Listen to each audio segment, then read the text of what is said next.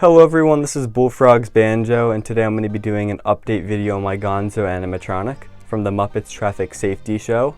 I felt like it's been enough time, and I finally want to show you guys what I've been working on for the past couple months. Gonzo is still currently in his work in progress stage. He still needs clothing and many adjustments, but as you can see, I feel like I've done a pretty good job on the project so far. Right now he's in this really nice bright light, but you can see more imperfections with that. But as you can see, he looks pretty decent. Taking a closer look up at his face, I'll move his mouth so you can kind of get a feel for how that's going to be. This project has taken a lot longer than I thought it would take, but it's definitely paid off. I've gotten the help of some of my friends to help me with the sewing and stuff like that. But as you can see, I had to work with practically nothing and turn nothing into Gonzo, which took a lot of thought process. Thinking about how to make his nose was a big challenge because the original Gonzo is made out of just foam, so they just kind of sculpted some foam. But because my Gonzo, it was impossible to do that. I had to work with fabric, and I think what I did is probably the best idea I could have done. You can obviously still see the sewing line, but I think with time I might try to pluck at it and get the fluff to fill it in, and then it might be a little bit more invisible, but honestly it's really not too bad, and from a distance and without a humongous bright light it's not too noticeable, but it's definitely still there. But I think it made him have a pretty nice side angle. I think that's a good angle to see Gonzo from. It definitely looks good from there. Furring was something I had a lot of challenges with. I started by getting Sherpa fabric and then trying to dye it, but that turned out horribly, so now I have a bunch of gray Sherpa fabric fur.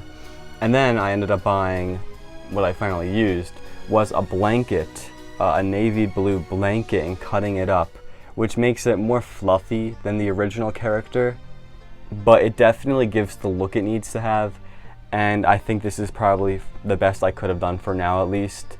Like I was saying, furring was definitely one of the most challenging parts. I originally made patterns for the character, but ended up just scrapping that and doing one humongous piece of fur and then cutting it and gluing at the points it needed to be glued at. Originally I had a lot of slices in it to make it actually fit the form, but then ended up deciding that I could just stretch it out and then use it and glue it into place, which turned out perfectly fine, but definitely was risky. The hands do have form, but it is kind of hard to tell with this fluffy fur. I guess because it's kind of like double-sided fluff because it used to be a blanket. If it was more of a fabric, it would only be on one side, but you can still tell he has the hand, and when I put something here, it's gonna make it a little bit more noticeable. If you can recall from my last update video on Gonzo, he was actually missing his fingers on this side. What I ended up doing was just taking some tinfoil and making the shape of his fingers and gluing it on and then covering it with fur. Because it's really not going to be used for like a really professional setting, I thought this would look fine, and it turned out pretty good. Both hands look like they're in the similar style because it was very simple to do that shape. But as you can see, the gluing is not perfect on the hands. I will work on that and cover it up and maybe do some trimming so it's more noticeable, but this hand in specific kind of has bendable fingers, so when I figure out what he's going to be doing with this hand, I'll be able to bend it around that, which is pretty neat. On the top of his head, I have actually peacock feathers, like the little strands coming off of a peacock. I think this looks most accurate. I know some sources say it's purple, and it definitely changes throughout different puppets and designs, but I think this is probably what I'm going to go for this character. As you can see, they're not in the best shape, and also I think they're supposed to be more up here, but like I said, this is a work in progress, so he definitely has a lot more work to be done, and what you're seeing is not the final product of Gonzo. So with some time, he'll look a lot better, hopefully. One of the challenges I had with this project was trying to find the foam for his eyelids. I felt like it had to be foam and not some sort of fabric because I wanted to give it the original Muppet look. So what I ended up doing was dyeing some white foam I had from a previous project and cutting it to the thickness it needed to be, which was definitely a little bit challenging. It took me a try or two to get the dye correct because I over-dyed it the first time, but for only dipping it in the liquid for a little bit and then just pulling it out, it turned to this really bright orange color, which is how it is for the Muppet Traffic Safety Show Gonzo. It's a little bit different than the actual puppet, but looking at the little photos I had, this is the most accurate, I believe. Continuing with his eyes, I used some green marker to give him kind of the green edge of the foam. It still doesn't look perfect. Like I said, this is a work in progress, so I will be working on that a little bit more to make it more prone. But as you can see, there is a little bit something there, and that helps separate his eyelids from his eyes a little bit and give some more character. And the black parts of his eyes, his pupils, are actually just the circles from googly eyes. I had to find the right size googly eye and cut the black dot out, and then use some hot glue to glue that onto the eyes. And his eyes are actually 3-inch half balls, which I had to get 3D printed because I couldn't find any near me. So I just 3D printed some, and I did sand them. It doesn't look that good, but once again, with the right lighting and from the distance, it really is not that noticeable. I know there's imperfections in this character, and maybe I'll work on it in the future, but I think that they do look fine from a distance.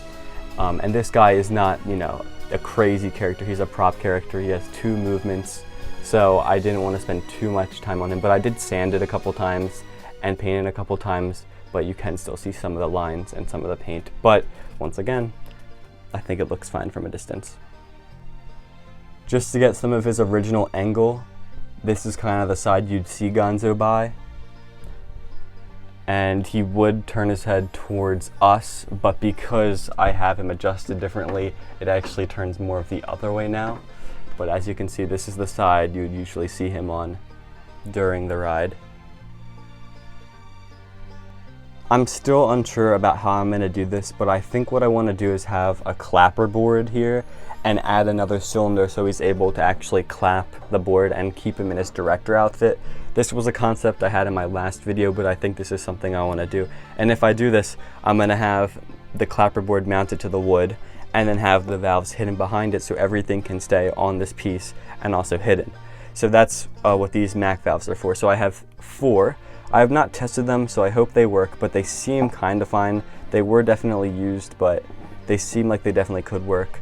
And I also have flow controls that are brand new from Clippard that will go to his movements. During restoration, I did rehose him and add color-coded hoses. So we have yellow, which is activate, and then blue, which is return. And because there's only 2 movements, it's only 4 hoses, so it's pretty simple.